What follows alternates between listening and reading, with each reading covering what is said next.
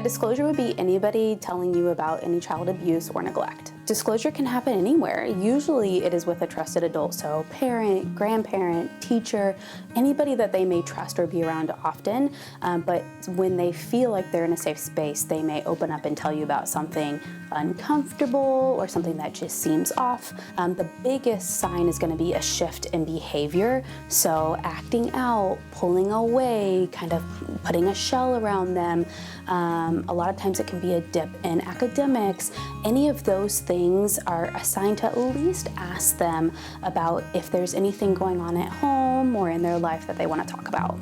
There's a couple of ways that you can open up the conversation and say, I'm here for you, or I'm glad you told me. Things like that that are non-biased, non-judgmental, and just gives them a safe space. You don't have to push them to talk. They don't always want to talk right in that moment. But let them know that you are there in case the situation arises. Just because they're not talking about it doesn't mean that they're not thinking about it.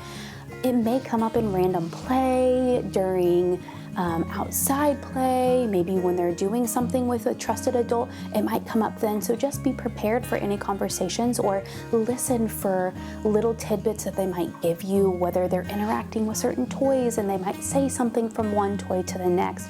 All of those are cues to listen for that the child might be giving us any information about what's going on in their life. And then if they don't open up, that's okay. Don't get mad at them. Allow them to do it on their own time. It may take some time for some people to open up, to want to talk about their story, or even just to feel safe, because in some situations with groomers, they may have told them that this is an okay feeling, this is an okay relationship, or they may tell them, do not tell anybody, or I might harm somebody in your family, an animal, or there's some kind of negative thing that's going to happen to the child if they do tell.